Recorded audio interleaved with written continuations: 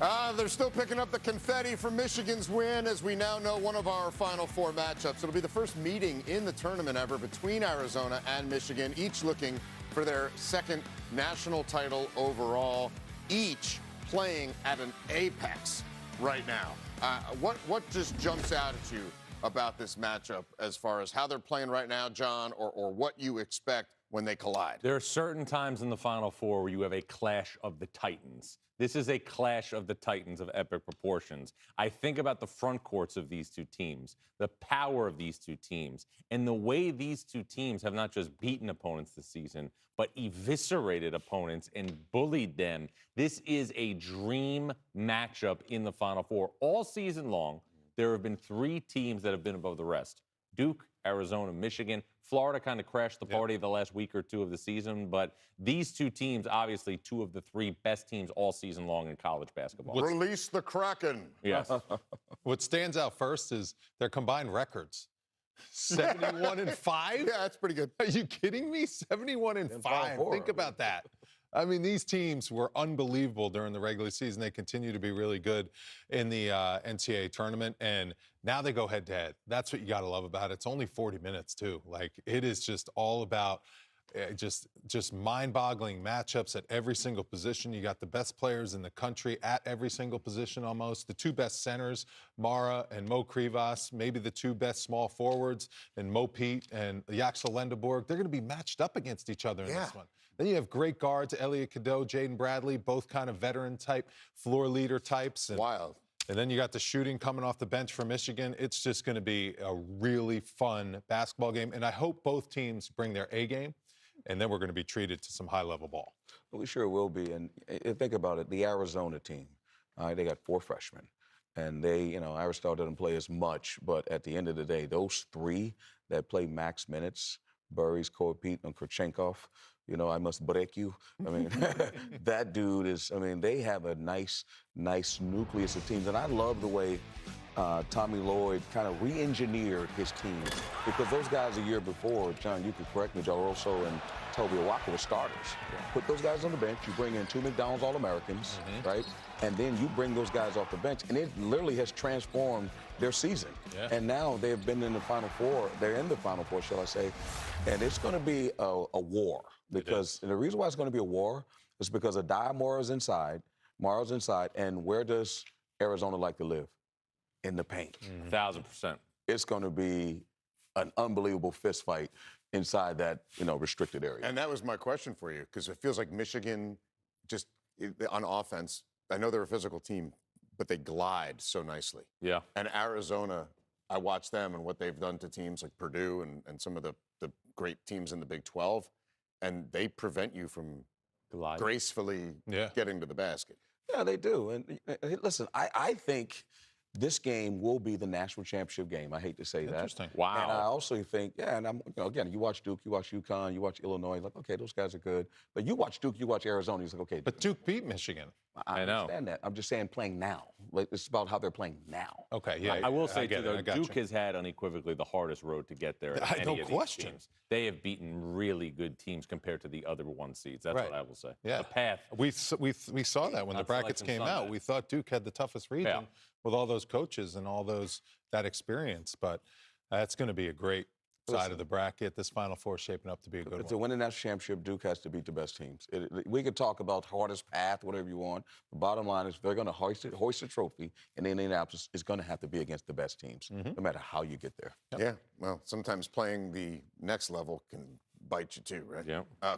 Here's the bracket. Okay, so Arizona, Michigan. Oh, that looks good. Which just jumps off the page. I mean, those two teams are just playing at their apex right now. UConn against Illinois is now the other matchup. We don't have the tip times that I know of just yet, but I'm afraid to even pivot off of UConn and talk about Arizona, Michigan. We did so a bit earlier.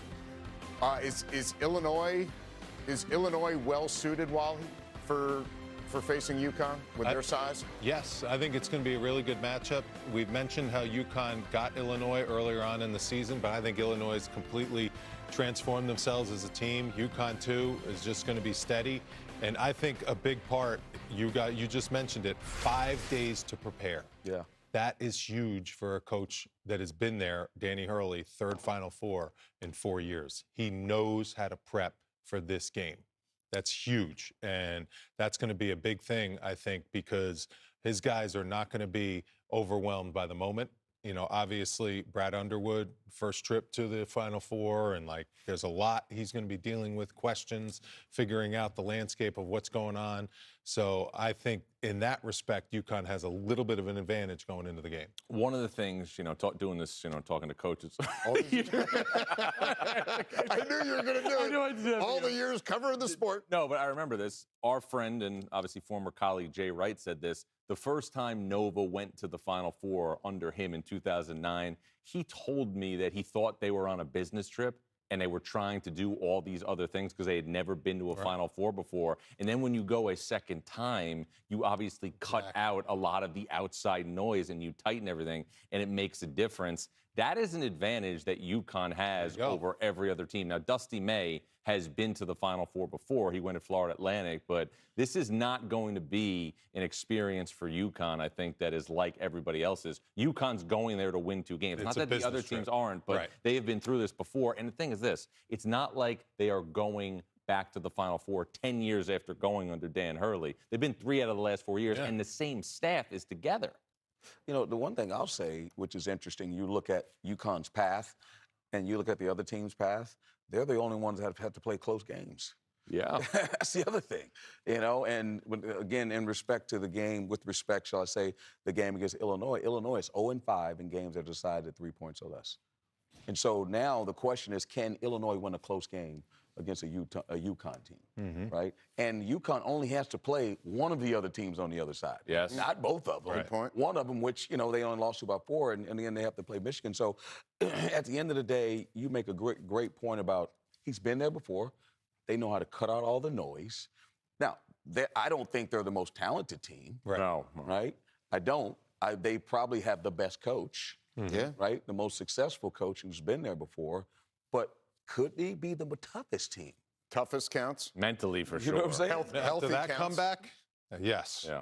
After that comeback, that's not easy to fight through that and walk them down. We're looking to down the road, but if UConn or Illinois either, those 2 teams have the shooting ability, either UConn or Illinois, to go over the top of whoever wins Arizona, Michigan. Yeah, that's another thing to keep in mind. For Arizona. That's another thing to keep in mind. Now, again, To pop threes. Yes. Like they do not. They can win by facing the basket. UConn's due for that now. Yeah, absolutely. But you know what, though? And I've said this, you know, guys, you know how big I am on three-point shooting.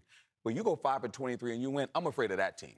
Yeah. I agree. I'm afraid of that team because they're oh, wow, John. Why you blaming me? You're over there. It's the water. Thanks, You're the buddy. water guy. Give it to John. You're never out. You're never out of the game if you can go 5 and 23 and beat the #1 overall seed. I mean, how is your confidence buzzing right now? That's a good point. By the way, we do have the tip time, 6:09 Beautiful. Eastern, TBS, UConn, Illinois. Okay. Will be first. St. Elmo's on Seamless or Harry's and Izzy's? What? For Steakhouse. food, yeah.